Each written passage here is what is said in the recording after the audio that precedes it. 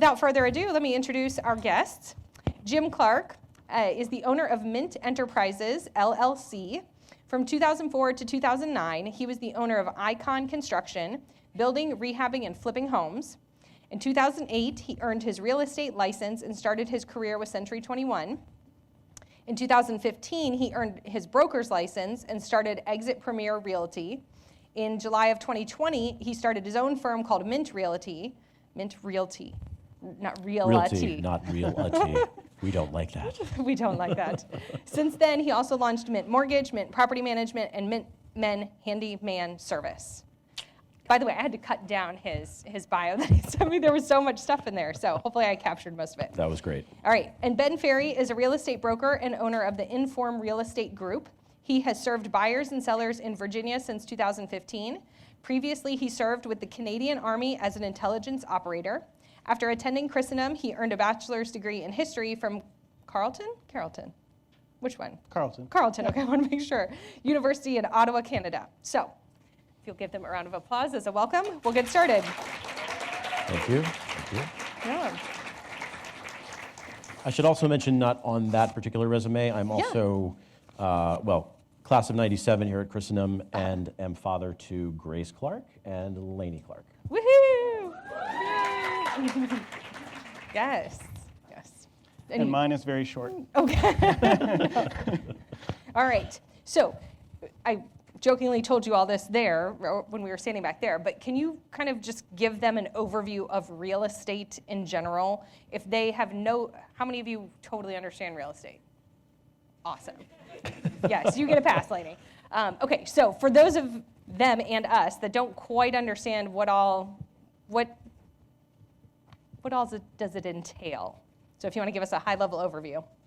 Want me to start? Yeah. Okay, so just on a very basic level, what we do on a professional level is we unite sellers, someone who is selling their property, selling their real estate, or real property as it is called in some states or other countries, real property, real estate. We connect sellers with buyers. So anyone that's looking to buy a home or commercial property or really any kind of real estate, our job is connecting them, putting them together so that buyers can buy, sellers can sell, and we try to make it all go very smoothly throughout that process. Okay. Yeah. Anything to add? Yeah, I mean, I think that's kind of the general gist of it. That's the best way to understand it you can, and then you can dive into all the details, which you could spend many books on it. Many books, yes. Okay. Well, then why don't you all tell us a little bit about how you got into real estate? Why is this the thing that you chose to pursue? Sure. I guess I'll start. So my part of my bio that wasn't on there was my first job was working for my mommy at Seton Home Study School. So I worked at Seton in my early career. And my beautiful wife, who's in the audience, decided to get into real estate first, and she was doing real estate part-time while raising the family and homeschooling and making dinner every night, and so that was wonderful of her. And as I was trying to decide, I didn't always want to work for a nonprofit. Sorry, I didn't. But so I transitioned into construction, and so I started building homes, and we were buying homes, rehabbing homes, flipping homes. If you don't know what flipping is, it's essentially taking a home that needs to be repaired, and then you're reselling it once you do the rehab on the house. So we were doing that, and unfortunately, about 3 or 4 years into that, we had a crash in the market, and so we just transitioned completely from construction over to full-time real estate. But it was really my wife that got into it first. I followed her. We were both doing it part-time while doing other things, and then eventually it just became something that we had to, there was so much business that we essentially went full-time with it. But as soon as I started doing it, I fell in love with it. I loved everything about the real estate business, and I'll talk more about that later. So. Excellent. Yes? Yeah, I mean, I was a little different. I certainly didn't grow up aspiring to be a real estate agent or a realtor. No one does. I don't think anyone has, yeah. Yeah, I definitely wouldn't put it on the list of things when you ask a kid what they want to be when they grow up. Astronaut, pilot, realtor wasn't there on that list. In fact, interestingly enough, in real estate, most realtors, and in fact, I think most of my colleagues, and I think you just kind of showed that there as well, most realtors enter the real estate industry later on. Not very many of them have planned, coming out of high school or college, to make a career out of real estate. Most real estate agents haven't done that. So I, like many of them, was kind of the same. I either by accident or opportunity went into real estate. For me, I was pursuing a career in the military. That's what I wanted to do, and I planned on a very short stint in the military, followed by a long career in law enforcement. I've never ever considered or expected to consider a career in real estate. So. Real estate can kind of be like law enforcement, depending on your client, though, right? Right. Oh, dear. Exactly. Can't wait to hear which about I'll that. get to that. Yeah. But yeah, so I pursued the military and law enforcement, and kind of by a number of different circumstances, ended up leaving that. And the main reason for that is my wife and I chose to move back here to Front Royal, where she's from, and I'm from Canada. And so I essentially gave up my career in law enforcement because we decided that this was where we wanted to live and raise a family. So I was just kind of like, let's do it, because yeah, that's where we want to live and raise a family. And then I was left with, well, what am I going to do now? And I tried my hand at a few different things in different industries, and I kind of accidentally fell into real estate. Because some friends of mine were doing it and asked me to join them. But it really wasn't until about a few years ago that I actually decided, hey, this is what I want to do, and chose to make it a career. And I think you'll find that even though many real estate agents enter the industry later on, after doing other careers before they do that, I think, and Jim could probably agree with me, most successful real estate agents, given what they know now and the experience they have, would definitely say that they would have loved to enter the industry a lot earlier if they had the chance and the opportunity to do that.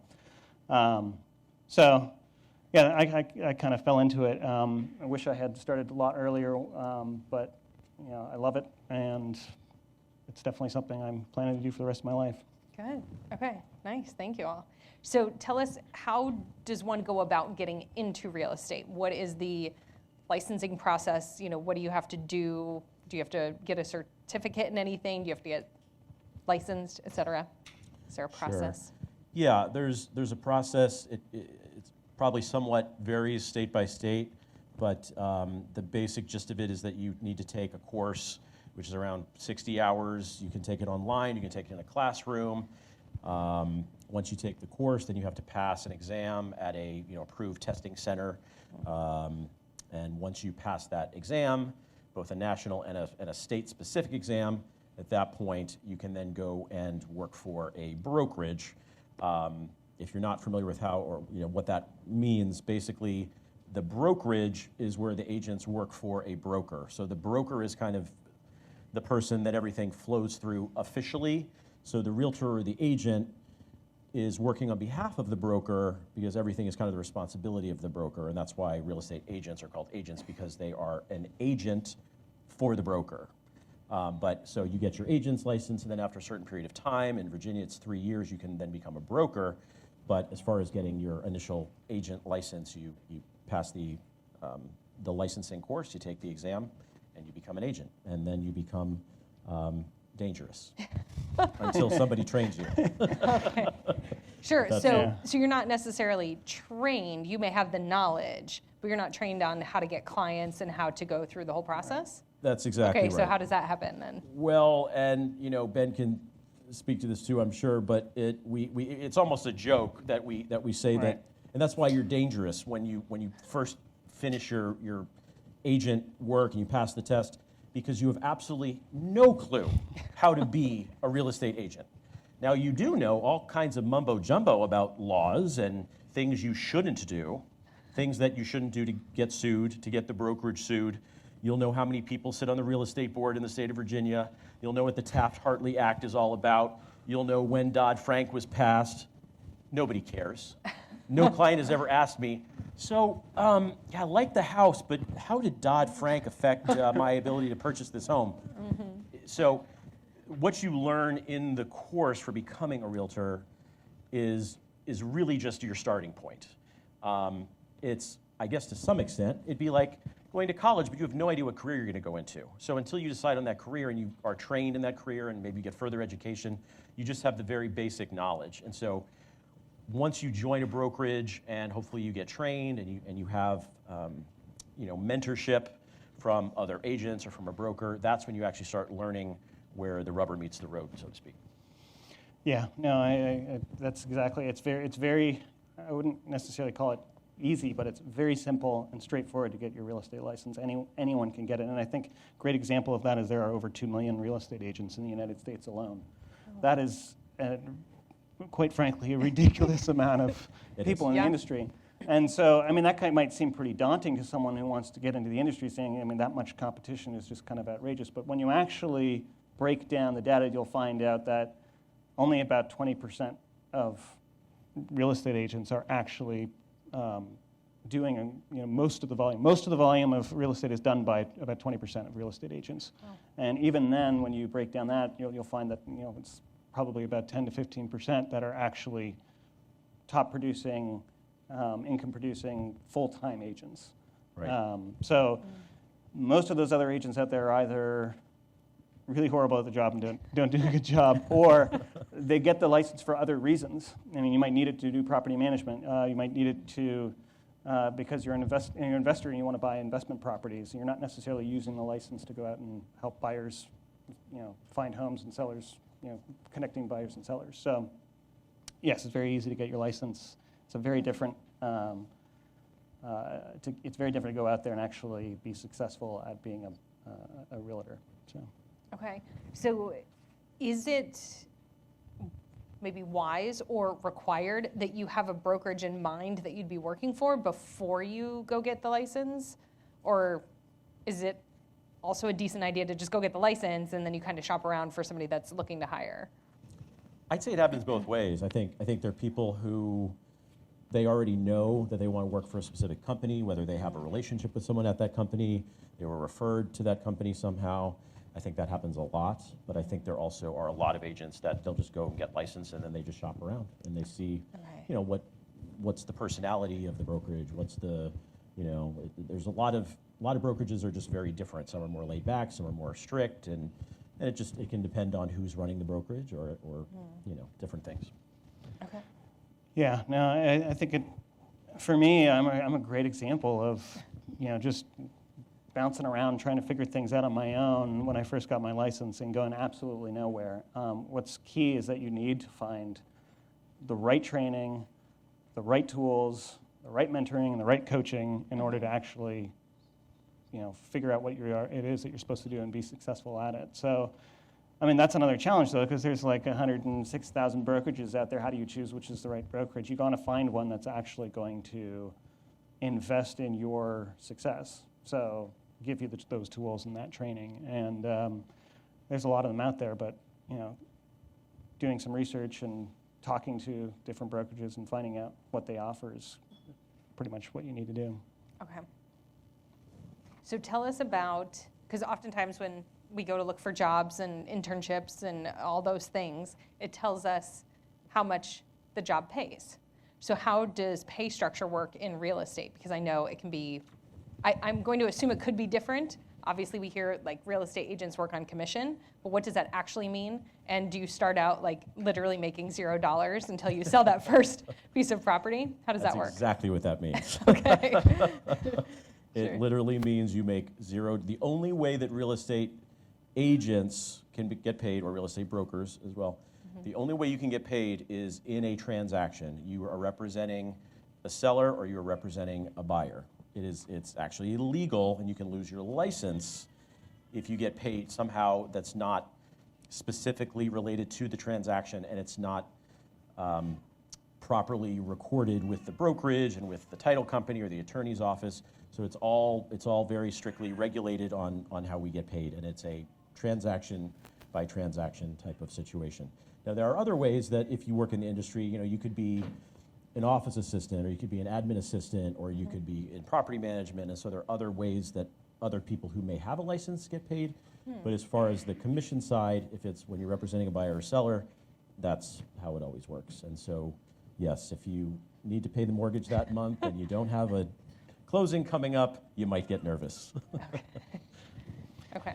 Yeah, and I think that's the other thing that's really daunting when you're looking at it. If you're not like me who went into it not knowing what I was doing, so it didn't really matter that I was making nothing because I didn't really know. But if you actually know kind of beforehand that, okay, if I'm going to go into this and I'm not going to make any money until I get my first sale, and you're operating against what you see is about 2 million other real estate agents, and the average income is like $60,000 a year, it's not that exciting. Who would want to go into the industry? So it comes down to breaking down those numbers again. There's a very few amount of agents that are actually producing a lot, and those are the ones that are mentored, trained, and have the tools to succeed. And when they do that, they can make a good amount of money. A lot of them do. So it can seem very daunting, but at the same time, with those right tools, you can succeed. Sure. So you're kind of saying when you start off on your own, so you're instead of starting with a brokerage, if you're starting on your own and you're trying to build your own company, you have to kind of have some other business acumen to start that thing. Is that kind of what you've had to do? You've had to learn business skills along the way while setting up your business? Well, I think it can work both ways. Yeah. So for me, I had been in the working industry for 10 years before I went into real estate, so I already had some experience in different industries, so I was able to kind of bring those to bear when I tried starting my own company without any help. But if you're starting from right out of college, for instance, then your expenses generally are much less, so you can earn less starting out while you get trained and learn how to grow a business from there. So, you can kind of work both ways. If you want to start a brokerage on your own and start from scratch, you're not going to be making money for several years. Okay. So. Which is partly why they require you to be licensed for 3 years before you can even attempt to start your own brokerage. Right. Okay. So, because if you were to just become a broker day one, you would have almost zero chance of success, literally. Yeah. So, so because you've been in the business for 3 years, you've probably built up a book of business, you have maybe repeat clients, so you kind of have built up enough of a somewhat decent income that if you go out on your own and start your own thing, if you're doing that, it's hopefully because you've already had some success. You would never want to do that, right from the beginning. I could go start a car company, but I would probably fail, So Sure. it's not very different from that because you just you're not going to have what it takes on day one to be able to have a successful business, a successful brokerage. Sure. Okay. So tell us a little bit more about what day-to-day looks like for you all. I assume no day is the same, but kind of in general, what happens in your work day? You want to start this one? Yeah, day-to-day for me revolves around 3 main priorities, which is if you don't have clients, you don't have business. So you really got to start with, getting clients. And in order to get clients, you have to, you have to build relationships with people. You have to, really what it is when we talk about connecting people, it's you have to build relationships with people. And most people out there, most buyers and sellers out there are not going to go with anyone, just any realtor. I think it's like 70% of real estate or buyers and sellers go with a real estate agent they know and trust, or who's been referred to them by someone they know and trust. And so, in order to actually succeed in that and get clients, in order to actually have a business, you really have to go out and get to know a lot of people, and you have to be good at what you do. On top of that, so first and foremost, lead generation is key. If you don't have that, then you're not going to have a business. So day-to-day could look like making a lot of phone calls and meeting a lot of people and networking and so forth. The next priority would be your appointments with those potential buyers and sellers. So you meet people at their houses about listing their houses or meet potential buyers. And then third, negotiating contracts, putting offers on homes, accepting offers on homes. That's just the general stuff. You also have to be kind of prepared for and be adaptable to the ever-changing market. So, I mean, your day-to-day could change very, very quickly depending on, if your buyer needs to put an offer on a house right now, then sometimes you just have to drop things and focus on that. So you really don't know what to expect, which kind of brings me back to the law enforcement thing, which is kind of where, the reason why I wanted to pursue law enforcement, one of the things that really, really attracted me to it, and what I enjoyed when I did it was you didn't know what to expect the next day. You always went home and the next day, you didn't know what to expect. You had the tools, you had the training, but every day was different. And it's kind of the same thing in real estate. Yep. You could be faced with a very slow day where nothing happens and you're not really, there's not much to do, and then all of a sudden you're met with a disaster on a house or opportunity. So that's something I really enjoyed about it. I didn't like, the day-to-day 9 to 5 thing. That didn't really work for me. And so with real estate, it's kind of the same thing. You just don't know what to expect, but at the same time, you have to be extremely structured and self-disciplined to do the things that you need to do outside of those, unforeseen circumstances. Yeah, all good points. I would say day-to-day for me, totally different every day. There's no 2 days that are the same. It's just such a wide variety. I mean, there's some days where I may only work a couple hours a day because I only need to work a couple hours a day. And then there's some days that I may work 16 hours a day. And I didn't want to, but that's just what had to be done that day. And, but it's the whole spectrum of all the stuff that Ben was talking about. But you have, one day you have a home inspection and 2 closings and you show 5 houses. And, the next day, maybe you call a couple clients and you do a couple follow-ups, and so it varies a lot, and it also can depend on, both of us have sizable families. We all have family events that we have to put into the schedule, and we make sure that we're there present for our family. But some of the days are long, and but it's great. I love meeting new people. We meet new people literally on a daily basis.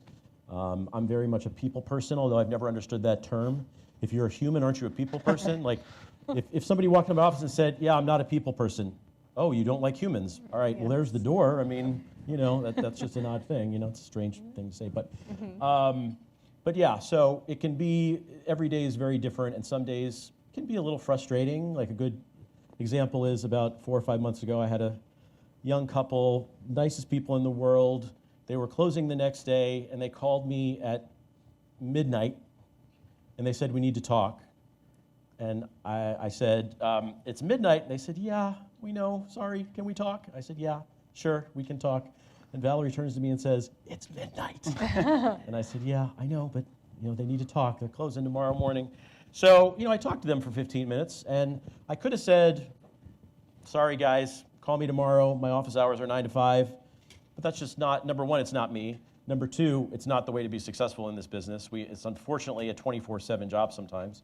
But the fact that every day is a challenge, some are more challenging than others, but the fact that we can kind of have something new and exciting and different every single day is part of why I love the job. So it's helpful to know. I was going to ask about the 9 to 5 thing. Like, if you guys set your own, if you set sort of working hours, or if it's just truly from the moment you wake up till after you go to sleep and you get woken up by calls. That's pretty much it. There are some agents, there are people who I know that they have a 9 to 6, and if you've reached my phone after 6 p.m., please call me tomorrow after 9 o'clock.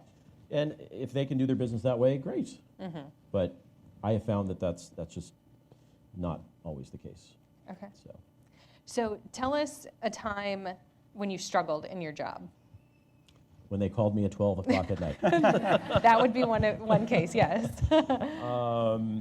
Other stories or instances where it was tough? There's a lot of stories where you struggle. There are going to be times where a client's supposed to meet you at noon and they don't show up until 1, but you already have an appointment at 1, and So you're pulling your hair out, but you can't really be upset at your client because that doesn't go over well. So, just dealing with a lot of different clients and a lot of moving parts in your business can be stressful and frustrating. And then, of course, there's dealing with just other agents. That can be fun. Sometimes people are better at communicating than others. Sometimes you'll go to a house and they won't have given you the combination to the lockbox, and you're standing there at the door and you feel like an idiot.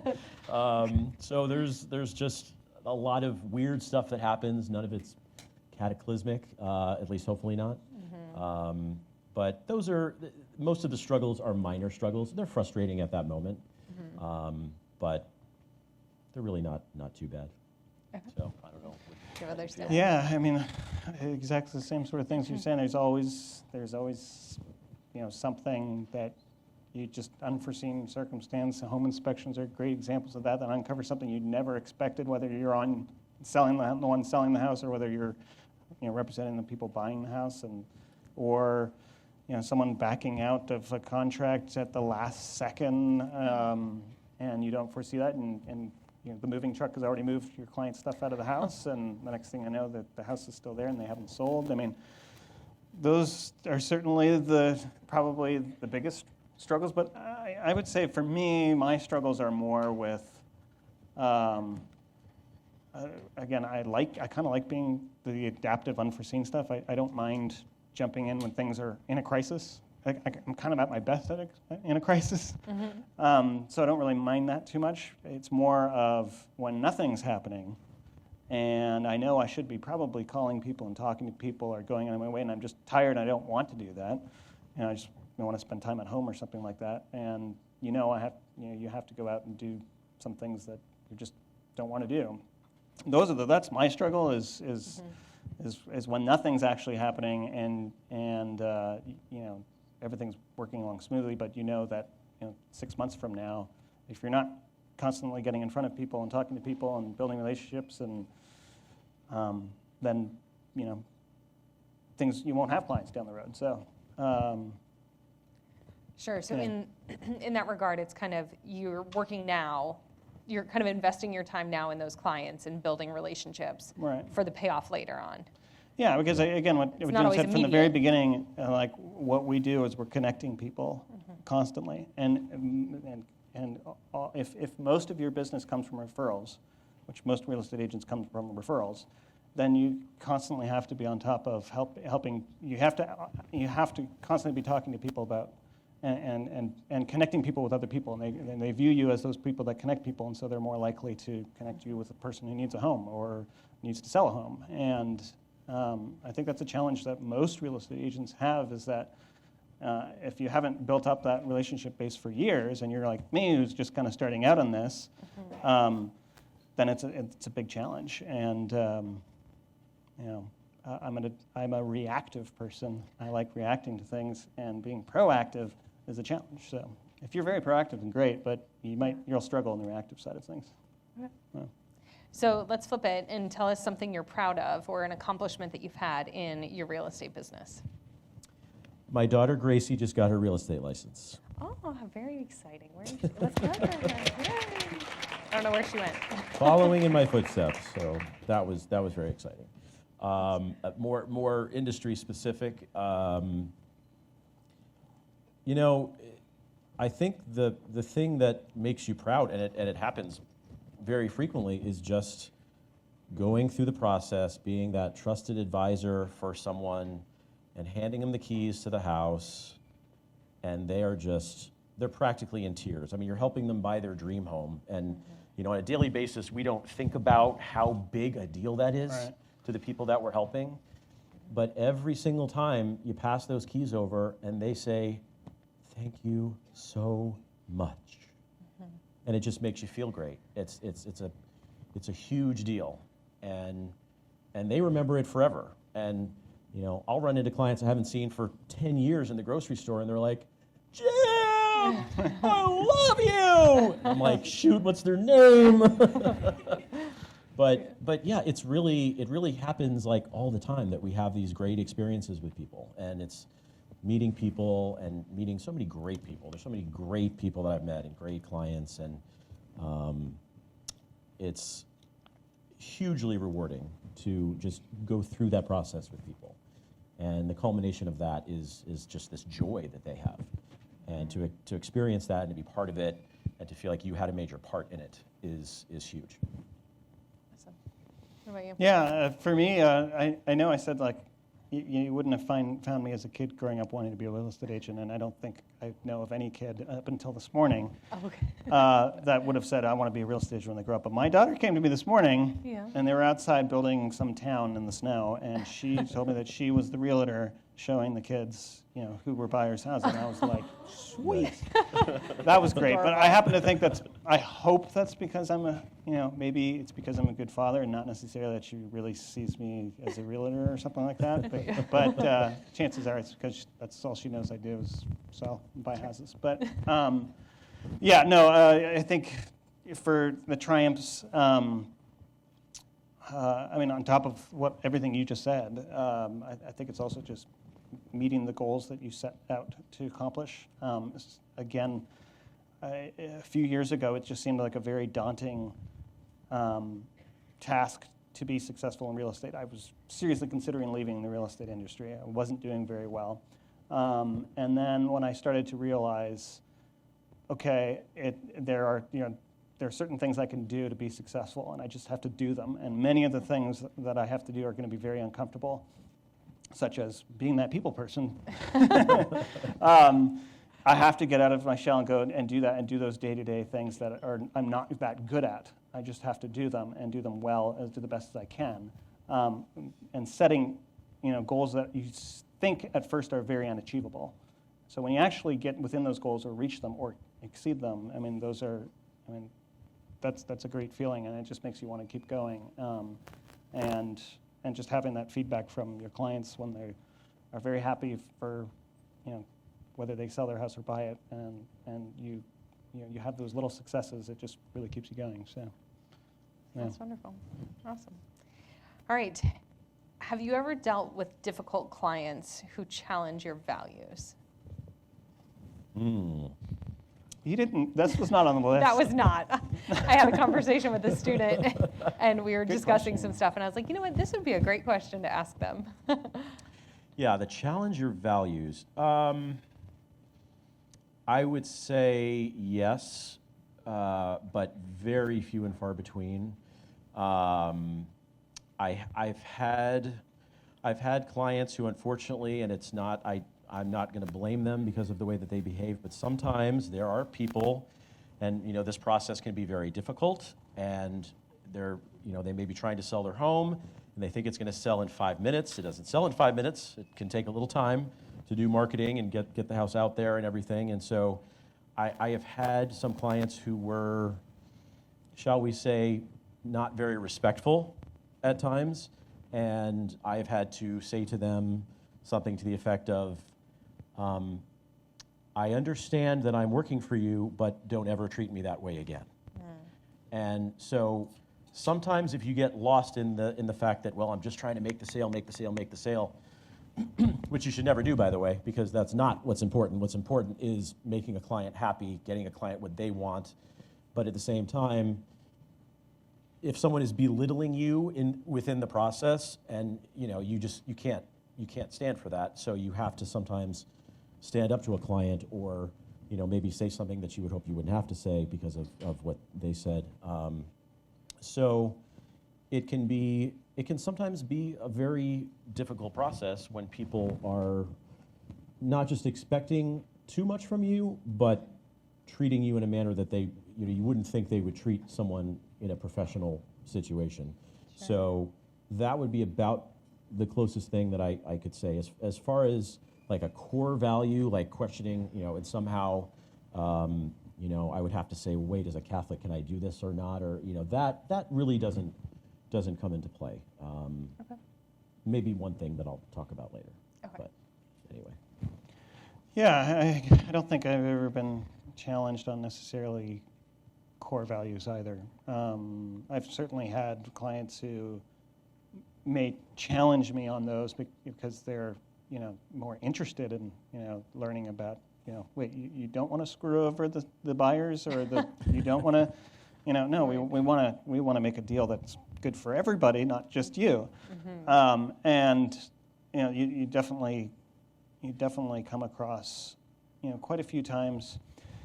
I think one of the main challenges would be honesty and integrity and forgiveness. That's a good one. That's probably number one. That I think it's unbelievable the amount of difficulty some people will face in forgiving people. And so people make mistakes. Right. And a lot of people have a very, very low tolerance for mistakes. And I'm not necessarily saying mistakes that I make. It's mistakes other people have made, whether it's a home inspection, whether it's another real estate agent. People have low tolerance. So navigating those issues can be very difficult when you have people who have very low tolerance for forgiveness. And I think there's just definitely a few occasions where you have to challenge people on that and say, there's more to this than just you getting your way all the time in every transaction. So. Yeah, that's a good point. The whole ethical side of it, and I think a lot of times when a client says something, they don't really realize that it would be an ethics violation, or it would be something that would maybe even go against personal ethics. But clients say all the time, well, can't you just tell me what I need to bid on the house so that I can get it? Well, it doesn't work that way, because everybody has to have a fair shot at the house. So you can bid as high as you want, but I can't tell you how high to bid, because that wouldn't be fair to everybody else. So that's a good point. Interesting. So back to some of my questions that I did prepare you on. Tell us a little bit about things that you took advantage of, as a college student or as a young man before you really got into your career that have helped you now. So thinking about all of these people out here, what can they be doing now? What should they be taking advantage of in order to help them be successful in the future, in or not in real estate? Sure. Well, probably for any business, but especially for real estate or any kind of sales, I would say just learning how to build relationships. I mean, I've had so many people, mentors, coaches, people that say, you're in the relationship business. So it's about building relationships with everyone, not just clients, but with all the other people that are involved in, whether you're a car salesman, whether you're a realtor. But as a realtor, especially, we deal with, 10 or 12 other organizations or people throughout the process, where it might be dealing with a plumber, an electrician, a home inspector, a title company, an attorney, a lender, a mortgage company. So there's all these different people that are part of the process, and we have to keep strong relationships with all of them, because all it takes is one breakdown and everything can just completely explode out of nowhere. So having strong relationships with people is huge. So if you're not good at talking to people, or you feel like you could be better at just building relationships, that's huge. So that would probably be the number one advice I would give. Learn how to listen to people. My mama always said, God gave you 2 ears and 1 mouth for a reason, because you should be listening twice as much as you should be talking. So listen to people. By listening to people, you get an understanding for them, you can build a better relationship with them, and so that I think is definitely key. Yeah, I would have said the same thing, so I won't cover that side of things. On maybe in addition to that, practical steps that you can probably take to prepare yourself for a career in real estate would be finding someone or several people who could act as mentors to you. So people who have already been in the business, have succeeded in the business, and can help you kind of navigate, what they did. You can kind of imitate what they did and not reinvent the wheel. And getting to kind of understand what it is you need to do in order to, get the right training and the right tools. So again, going back to, if you like reading, read as many books as you can, and there's a lot of them out there on how to be a successful real estate agent. And I think if you read any number of them, you'll be surprised at what you find. I mean, yeah, the relationships is number one, and you want to build relationships with, everyone around you. So starting now is the key, having good relationships with everyone. Because in any of those instances and examples where things might go wrong, if you don't have a strong relationship with those people where it might go wrong, you can't build it back up, you can't fix them. It's much harder to. So, yeah. I would agree. And reading, excellent point. And not just real estate books. When I first got started, I read How to Win Friends and Influence People by Dale Carnegie. It's a fantastic book. You can get it on tape. I'm sure you can get it on Audible or whatever. How to Think and Grow Rich by Napoleon Hill. 7 Habits of Highly Successful People by Stephen Covey. There are just phenomenal business, self-help type books out there that everyone should read. And those are some of them. But there are hundreds of others. But those are 3 that I think personally are excellent ones. So. Okay, awesome. So can we get back into the nitty-gritty a little bit of real estate? You mentioned a lot of different people that you work with, but then also you all have thrown out the word property management, lots of times. So tell us, what does property management mean? And yes, yeah. I'll let you take that Boring. one. What is that? And then also I want to touch on commercial real estate and Sure. how that differs from what I think we've primarily been talking about, which is mostly residential. Is that correct? Right. Yep. Okay. So tell me about property management. Property management, in very simple terms, is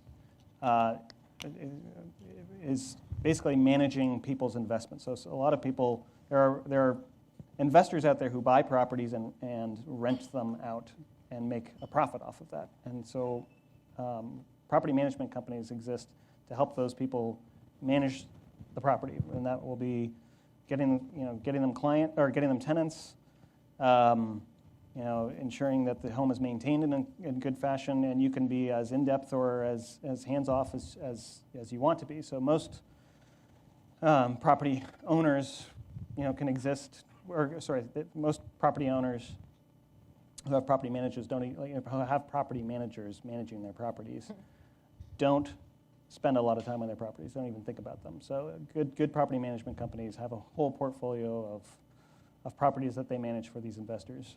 And it's a subject that I used to be in it for like 3 years, and I just couldn't stand it. So I'll let Jim take over from there. Okay. Sure. Yeah, and property management is probably, maybe 5% of the industry. It's a fairly Right. small amount of people that are in it. And typically, it's not what we would call the glamorous side of the industry.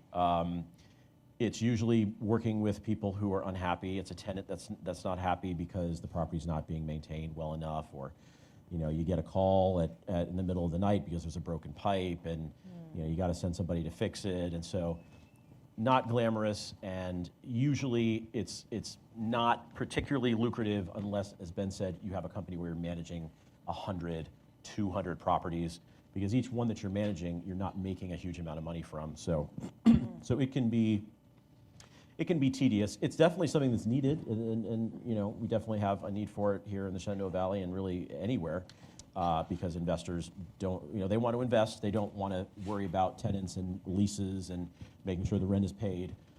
So we definitely have a need for it, but it's not something that we, nobody, again, you don't grow up wanting to be a realtor. You certainly don't grow up wanting to be a property manager. Yeah, I think it's a way for a lot of real estate agents to Kind of break in. right, or make it's a pathway to earning a lot of business in residential real estate. Okay. So they help the investors purchase the properties. They help the investors sell the properties. They find tenants who they're connected with tenants who rent for a while and then purchase a home. So it's a way you can it's a lead generator Right. for many real estate agents. So Right. that's not necessarily much of a money making. You can't. Okay. There's only so much you can really make in the property management side of things, but there's other avenues of income you can make from it. Okay. Right. I mean, Okay. yeah. We need to start wrapping up, I realized. But Okay. I wanted to touch on, if you can tell us about what is happening right now in the real estate market. I don't know if you all are keeping up with any news, but it's a hot topic right now that, the housing market's never been like this. It's crazy. It's the best time to sell and all these types of things. So what does it actually mean? What's happening? And what does that mean for you all? Sure. So what we experienced, which none of us could have expected, was because of COVID and our kind of shutdown that we had briefly, the supply in the market went extremely low. So for any of you who are taking any political science or courses where you talk about supply and demand, when your supply is extremely low, your demand increases. Well, the demand increased even more because of COVID, because so many people coming from Northern Virginia or wherever wanted to come out, get out of the city. So we had a huge increase in demand, and we had a huge decrease in volume. So it just became completely insane, practically overnight. So prices started to go up, and they started to go up at a never seen before rate. So people that were able to sell, who maybe they wanted to sell in the Shenandoah Valley and go out to West Virginia or go somewhere else, that was great. But anyone that wanted to sell and rebuy into this market, if you were, you had a house that you were outgrowing because your family is growing, and so you need 5 bedrooms instead of 3, to sell but buy back into the market was very hard. So it was a struggle in a lot of ways, but at the same time, we had the best years we ever had as far as volume of sales. So because if something did come on the market, it sold the same day. Yeah. That has slowed down a little bit. It's still a very strong market, but there's always a lot of different factors. You have interest rates, supply and demand that I just spoke about. So there's a lot of moving parts in the real estate industry, but we had never seen anything like this before, where you had this massive juxtaposition of the way the market had been for so long. Typically in Warren County, we would have 300-400 properties for sale at any given time. For the past 10 years. Yesterday, I think there was 52. There's 52 properties. There should be 400. So, and out of those 52, probably 40 of them have been sitting for a while because they were overpriced. Right. So it's unlike anything we've seen. Just recently, the Fed, that's the organization that adjusts interest rates, if you didn't know. So the rates are starting to trickle upward, and it had to happen eventually, and that's a whole other topic. But as rates go up, it means as a buyer, your buying power goes down.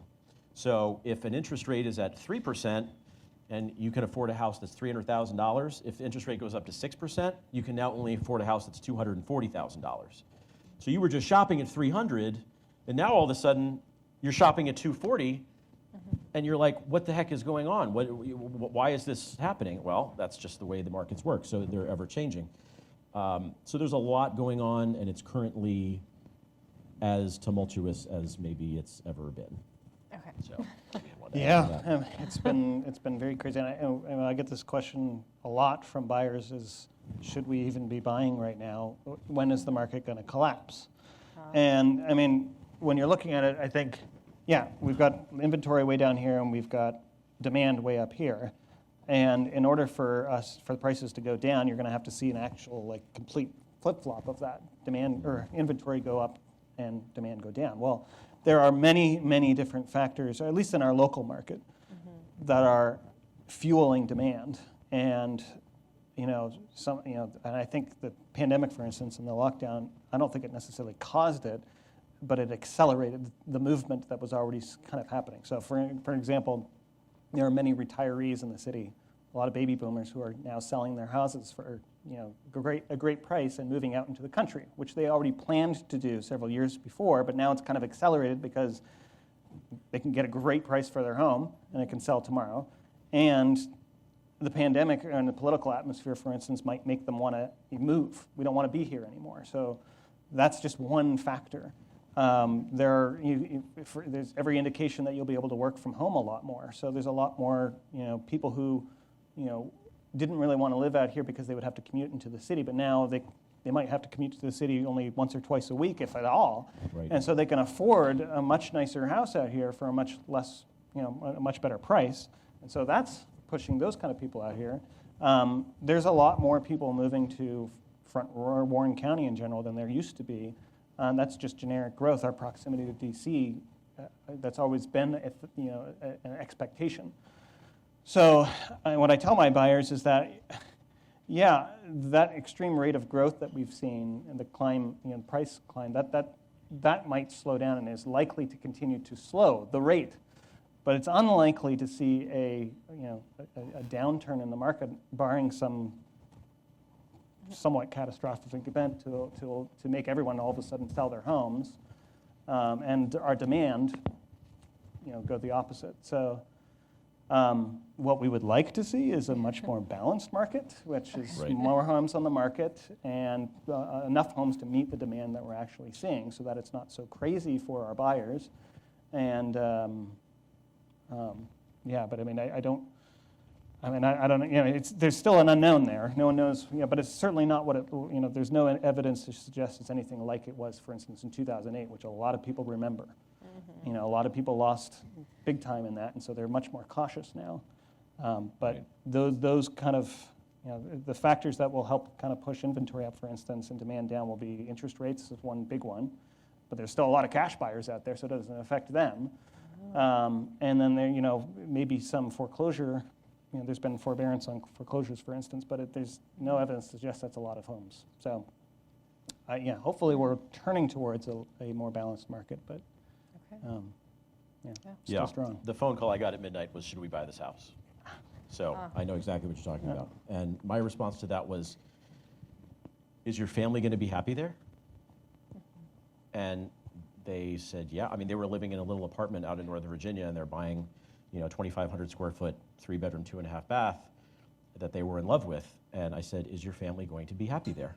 Mm-hmm. He said, yeah, absolutely. And I said, well, then that sounds like that's way more important than your address. Yeah. So, yeah, buy the house. And they did, and they love it, and they're glad they did. So He's going to find you in the grocery store in 10 years He and already tell did. him how much you love it. He did already. Excellent. Okay, so you mentioned you had something else you wanted to tell us when I asked about the clients and challenging values and all that kind of stuff. Was there another story you wanted to share before we kind of wrap up and take questions? Well, yeah, just briefly, the something that, and Ben can talk about this too, is that the real estate industry, unfortunately, is going the way of most industries in that there's such a push for things that we don't want to stand behind. So organizations that are getting involved with LGBTQ organizations and things. And so it's just really hard to navigate all that stuff in any industry. It seems like, for whatever reason, real estate is just, the National Association of Realtors has been kind of behind this push. And so we, Ben and I and other Catholic realtors, we have to make these decisions about what we can stand behind, and that's hard. That's a hard thing too, and you just have to do the best you can do. But I had to make a decision that I was faced with recently, and that was hard. But you do your best. Mm-hmm. So, but again, and that's in any industry. I have friends that they didn't want to get the vaccine, and they were in the military, and they lost their job, and so there's a lot of challenges right now that are going to challenge us as far as our values. And that's just the world, folks. That's just the way things are going. So it's going to be hard for your generation, my children, my grandchildren, because this slippery slope just seems to be getting worse all the time. Mm-hmm. So, but stand up for what you believe, and that's all you can do. Sometimes you're going to have to fight for it. Sometimes you're going to have to leave that job. You're going to have to find something else. But if you do what's right and you make the decision that you can live with and you can sleep at night and you know that the Lord is going to bless you for it, then you're going to come out better tenfold. So that's my advice. Okay, thank you. Did you want to add anything to that? Or? No, I don't think same thing. Okay. One last tip from each one of you about just general tip for success as they are trying to figure out what they want to do with their lives post-graduation, post-Christendom. Well, two quotes, and I don't know who said the first one, but the first one is, if you find something that you love to do, you'll never work a day in your life. And quote number 2, which I believe was Saint Pope John Paul II, someone asked the Holy Father at the time, "What do you do with your free time?" And he said, "All of my time is free." So if what you're doing is something that you love and it's meaningful and it gives you joy and it also puts cheeseburgers on the dinner table, then eat cheeseburgers and love life. I like it. Okay, thanks. Yeah, I guess what I would say, I don't have any quotes, fortunately. Sorry, But, any tips? Well, here's my thing. I grew up with the expectation that what I was going to be doing is something that I loved passionately, and so therefore I matched, what I was doing to provide for my family and my income and my career would be something I loved, and so it would be easy. I certainly love doing real estate, but it was something like I had to grow to love it, and I had to learn a lot in order to do it. So I would say don't expect necessarily that that you're going to love your career completely, and don't be afraid of hard work. That's the other thing. Like for me, being in the military, being briefly in law enforcement, it came very easy to me. I don't know what it was, but it was just, it was natural for me. I didn't mind. I was given all the tools and all the training that I needed, and then with that I could just do my job. And I was told do this and do that. So when I went out on my own, essentially as a realtor, because you kind of own your own business, you don't have that anymore. You have to be proactive, and you have to create, from scratch. And so that's a daunting challenge. So when I recognized, first of all, that I had to go out and find people who knew what they were doing and ask those people to help, and find the training and take the training I needed to do the tools that I needed to do, and then do the hard work that I didn't like doing. There are things you're not going to like in your job, whatever job it is that you do. And when you do those things, and you're not afraid of the hard work, and and you're not afraid of failing, for instance, it's much more rewarding when you actually do succeed and accomplish the goals that you set out to do. So, and that goes for any industry. So I guess what I would say to that is just, don't be afraid of hard work. And don't expect necessarily that you're going to love everything about your job, whatever job it is. You just have to do what you have to do. I like that. That's good. Thank you. I feel like we haven't gotten that perspective a lot, that you might not love it at first. You have to grow to love it, or you might not love every single part of it. So thank you. All right. Let's take a couple questions from the audience. Aaron is over here. If you all would raise your hand, whoever wants to ask a question. We have one in the back. Here. Hi, I was wondering, how can you find a good and honest property manager or property management? Jim. There you go. Call me. That's probably it. No. Well, kind of like what Ben was saying earlier, most of the business that comes into real estate, 70 to 75% is referral based. So typically you would want to maybe ask someone that you know, maybe an attorney or someone that works at a title company or someone that works at a real estate firm. Who does property management in the area? Who would you recommend? You can Google it, but honestly, it's just a crapshoot. So you, especially for, property management, a realtor, you want to get a referral from someone that you know, you trust, and start there.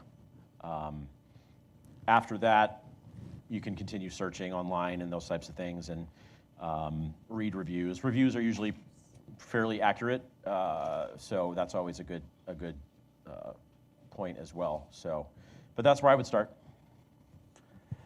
Yeah, kind of follow up on that. I guess it also depends on who you are and where you own your property. So if you don't live in the area that you own your property, and you don't know much about the area and you need to get a property management company, then if you don't know anyone in that area, you're probably going to be going to Google or something like that, and you're going to have to call as many as you can, hopefully, and then from those discussions, you kind of figure out who might be the best fit. But if you live in the area and you know the area, then that's when you reach out to your network of people, which hopefully will help you kind of determine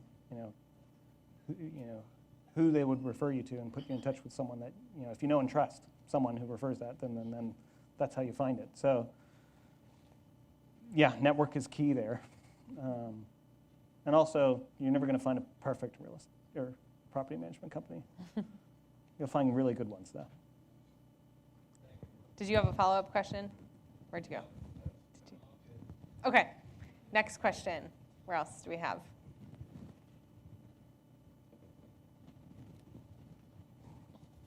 Thank you. Over here. She's coming. Yep, you. I was wondering how you distinguish yourself as a business above your competition as a rule. That's a good one.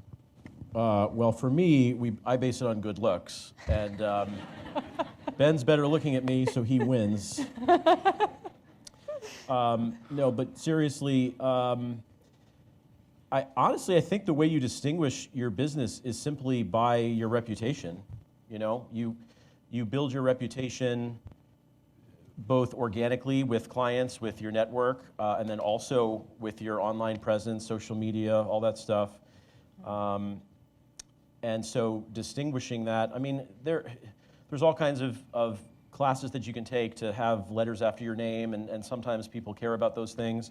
But honestly, it's much more grassroots, organic, what people know of you, what they know about you, people who have dealt with you, and how your reputation, your reputation is everything in this business essentially, and in most businesses, but even more so, as Ben said, we all kind of work for ourselves. As a broker, I have agents that work under me, but they also, kind of my reputation funnels down through them too. So whether you have a brokerage of a bunch of agents or whether you're just a single agent working for a brokerage, either way, it's all reputation based. And so building your reputation, having your clients leave reviews on Zillow or Realtor.com or just on Yelp or Google or something like that, it's all good until it's not.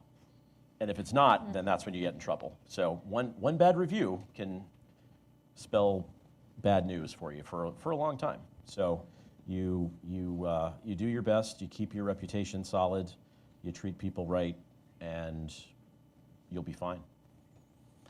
Yeah, great question.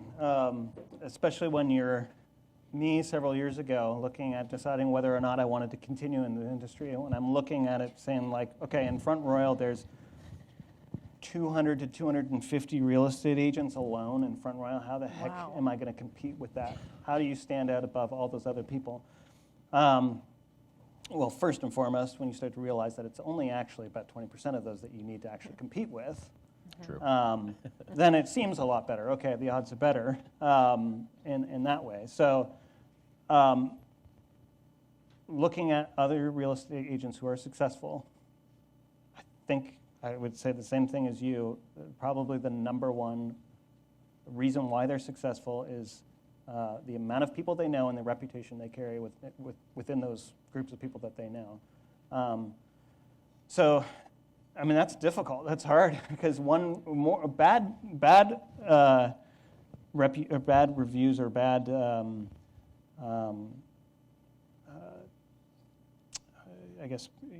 bad news about someone spreads a lot faster than good reputation and good news about something. So how you handle that comes in key. So communication with people, being honest, being open, having open dialogue with people, open communication, avoiding setting expectations and then abiding by those expectations. If you do that consistently, then people will gradually, see that you're reliable and you're trustworthy, and they'll end up referring you to other people. But and then owning up to your mistakes. That's the other thing. It's like the amount of times if you make a mistake and you're, and I'm not saying necessarily like in the real estate industry or something like that, whether it's, in a relationship or not with, one of your clients, whether you're with a network, with a colleague, how you approach that goes a long way to helping your reputation. Yeah, I mean, it goes back to reputation is pretty much key. Sure. Networking and reputation you guys have talked about a lot. Mm-hmm. All right, other questions? Over here. She's a-coming.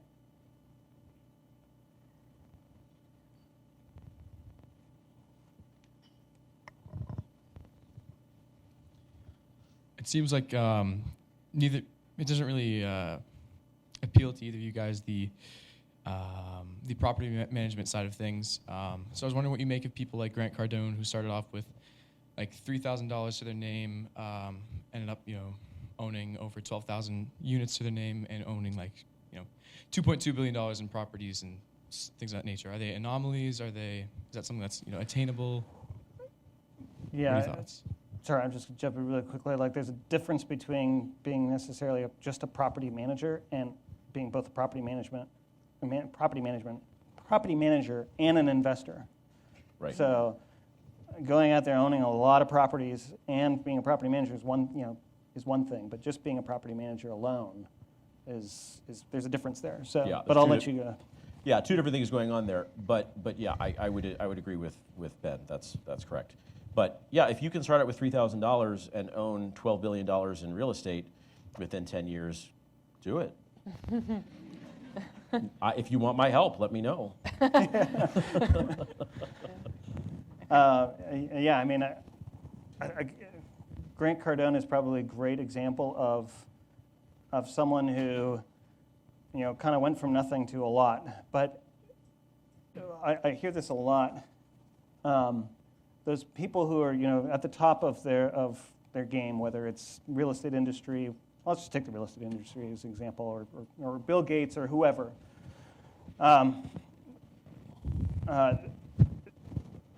It's a common misconception, I think, that people think that they kind of sit around on their yachts and drink, martinis, and that's all they do. They've made it, and that's it. But those guys, those guys work their butts off every day.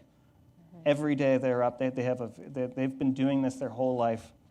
Extremely hard work. They've failed probably multiple times before they actually succeeded in what they're doing. Mm-hmm. So most people, when they experience failure, they stop, and that's it.